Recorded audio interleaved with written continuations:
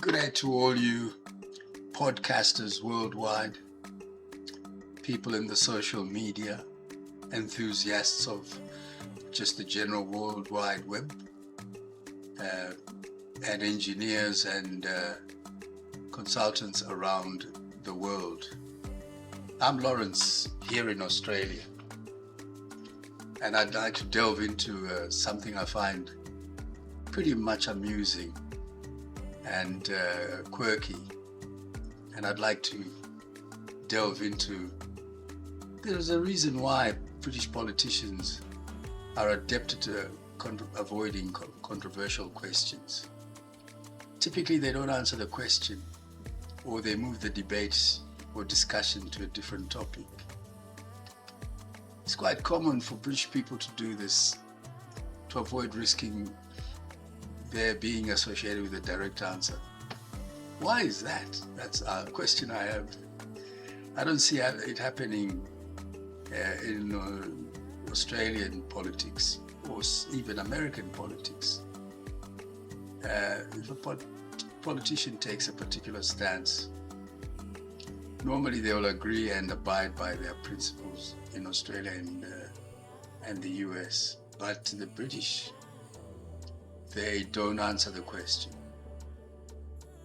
And whether they're Labour or Conservative or Reform, they resort to the same tactics. The question that I have is, why is that? Where does it come from, and what can we conclude from this behavior? Now, apparently, according to experts, the British are not particularly unique in this regard. Politicians in many democracies avoid difficult questions. The style of evasion in Britain is particularly refined and culturally accepted.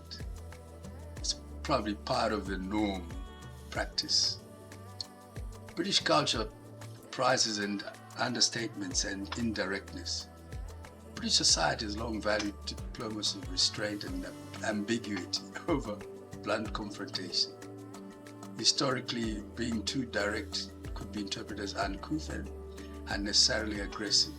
The British ideal has often been to avoid causing offense, leave room for compromise, preserve relationships, keep everything sweet and hunky-dory, never appear overly emotional. Don't let emotions stand in the way of your answer. This cultural norm extends into politics. And instead of saying, yes, I made a mistake, a British politician is more like to say, there are lessons to be learned. What lessons? What learning? The audience understand what's being implied, even though it's never stated explicitly. The Westminster parliamentary system rewards survival, basically. The British political system is built around constant parliamentary scrutiny. Every week the Prime Minister faces questions in Parliament, and missions are questioned daily.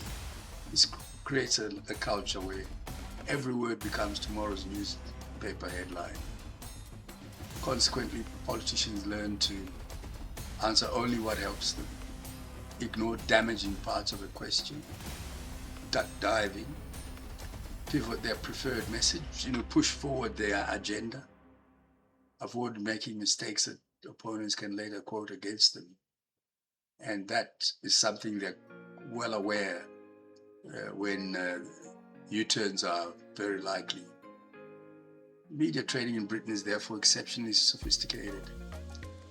The legal culture also encourages caution. Britain has a strong defamation laws and a cautious legal tradition. Making a statement without airtight evidence can expose a politician to legal or political consequences. So politicians often qualify everything. Instead of saying, the minister lied, they might say, there appears to be inconsistencies in the minister's account.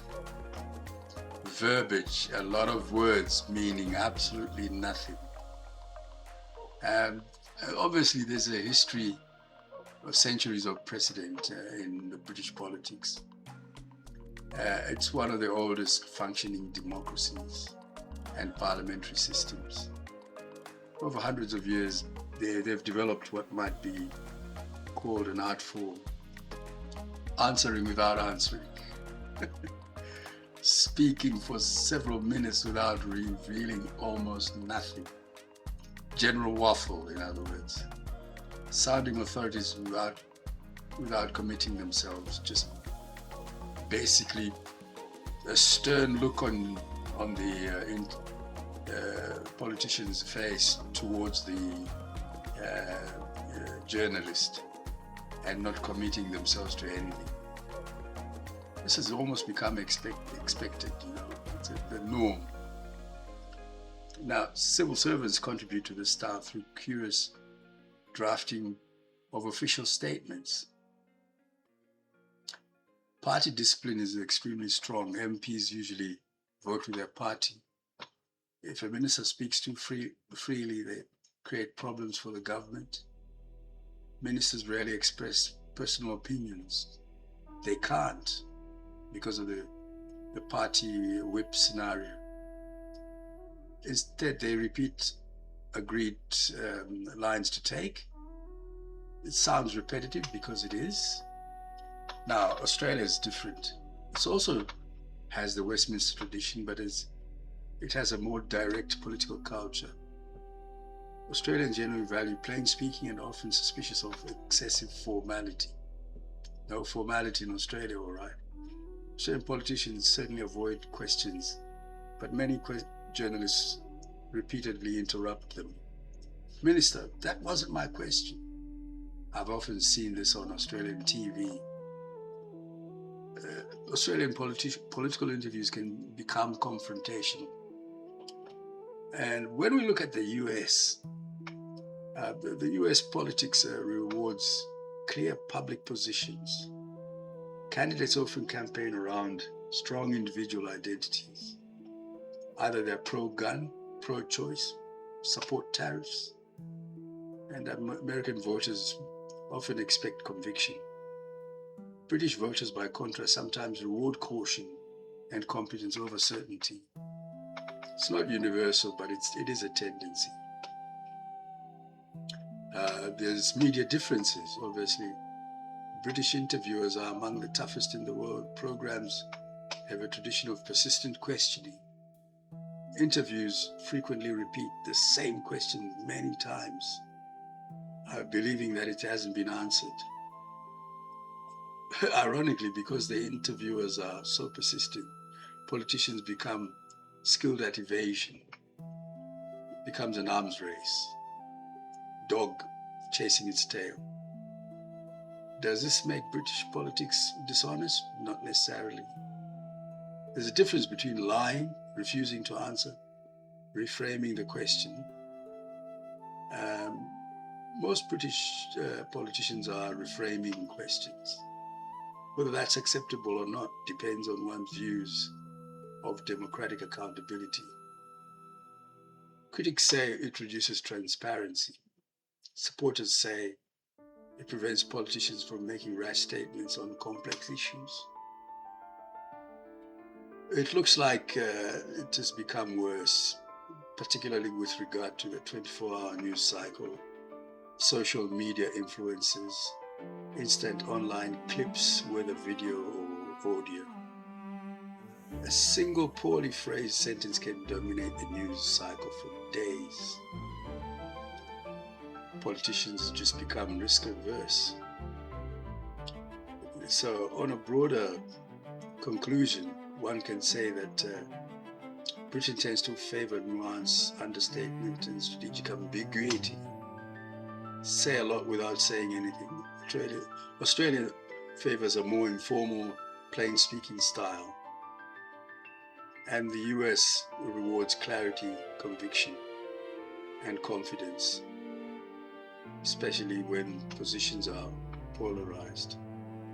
But giving the British their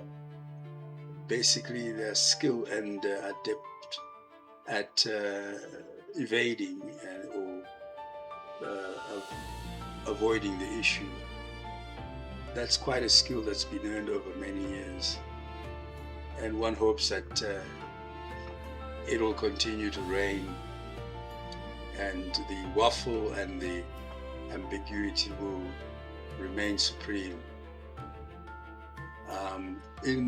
As far as Australia is concerned, I'm happy that we sometimes get direct answers on direct issues and rarely face any U-turns as evidenced in the United Kingdom. And American politics is highly polarized, with Trump and his cohorts favoring a direct view of certain things, and the Democratic Party favoring a more evasive and retreat tactic. Hopefully they all come to succeed in their political endeavors, and never the twain shall meet. I remain Lawrence here with this particular episode of my podcast, and look forward to meeting you again in the distant future. So Lawrence from Brisbane, Australia, signing off. And thank you for your time.